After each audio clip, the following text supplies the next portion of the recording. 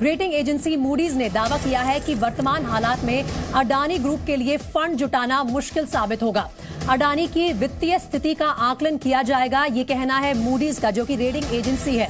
और ये भी साथ में बताया गया है कि अडानी ग्रुप के पास फिलहाल 2025 तक कर्ज चुकाने का मौका होगा।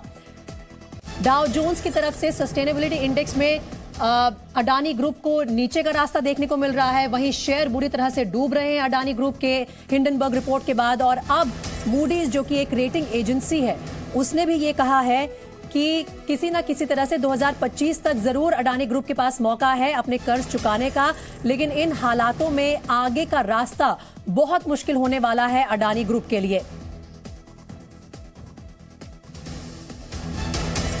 जी मीडिया संवाददाता वरुण दुबे इस वक्त हमारे साथ मुंबई से लाइव जुड़ रहे हैं। सीधा उनका रुख करते हैं वरुण इस वक्त, और बाद में रवि त्रिपाठी के पास भी जाएंगे। लेकिन वरुण, सबसे पहले मैं आपसे ये पूछना चाहती हूं कि ये जो तमाम रिपोर्ट्स आ रही हैं, चाहे मूडीज की तरफ से हो, चाहे डाउ जोन्स का सस्टेनेबिलिटी इंडेक्स हो, उसके अलावा फिच की तरफ से भी मुझे पता चल रहा है कि एक और रिपोर्ट सामने आ रही है, इन सबका असर किस तरह से पड़ रहा है अडानी ग्रुप पर, जो पहले ही जिसके शेयर्स नोज डाइव कर रहे हैं? डेफिनेटली देखिए, तो लगातार ऐसी रिपोर्ट्स आती रही है। इसके पहले आपने देखा, जैसे कि आपने जिक्र किया कि मूडीज की रिपोर्ट आई, फिच का पता चल रहा है।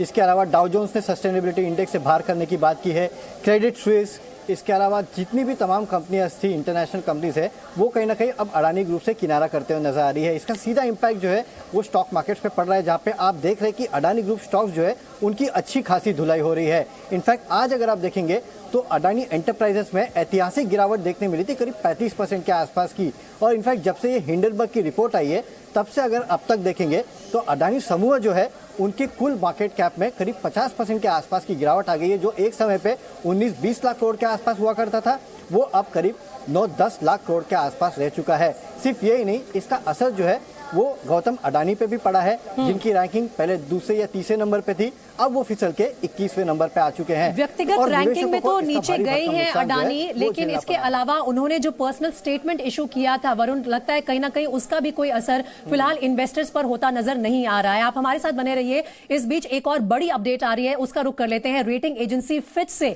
अडानी ग्रुप को कहा जा सकता है कि थोड़ी राहत जरूर मिली है।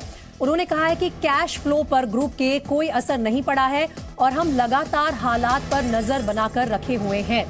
कैश फ्लो पर कोई असर नहीं पड़ा है, फिच रेटिंग्स का ये कहना है।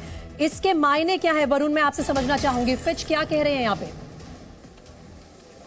देखिए, फिच बेसिकली ये कह रहा है कि अडानी ग्रुप के कैश फ्लो जो है या फिर कारोबार जो है उस पर कोई बड़ा असर नहीं पड़ा है हिंडनबर्ग की रिपोर्ट का। जो भी असर पड़ा है वो इस कंपनी के स्टॉक प्राइसेस पे पड़ा है, और उसका असर आपने देखा कि इन्वेस्टर्स पे पड़ा है, उसका ही असर गौतम अडानी के रैंकिंग पे पड़ा है। तो फिच बेसिकली ये कह रहा है कि अभी भी कंपनी के पास अच्छे खासे कैश फ्लोज है। इनफैक्ट इस कंपनी के मैनेजमेंट ने खुद भी कहा था कि हमारे पास कैश फ्लो अच्छे हैं। लेकिन एक बात साथ ही साथ ये भी याद रखना चाहिए कि अडानी ग्रुप के काफ़ी सारे स्टॉक्स जो है वो प्लेज भी है, प्रमोटर ने प्लेजिंग भी की है।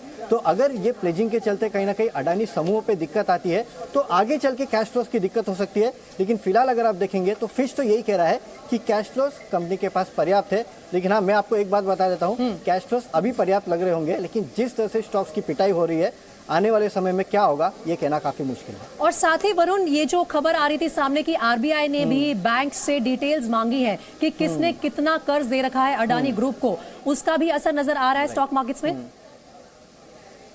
डेफिनेटली आ ही रहा है। और आप देख रहे हैं कि जब से ये अडानी की खबर आई है, हिंडनबर्ग की रिपोर्ट, उसके बाद बैंक्स की सबसे ज्यादा पिटाई हुई थी स्टॉक मार्केट में। और खासकर सरकारी बैंक्स अगर आप देखेंगे तो उनकी सबसे ज्यादा पिटाई हुई। वो इसलिए क्योंकि अडानी समूह पे अगर आप देखेंगे तो 2 लाख करोड़ के आसपास का कर्ज है।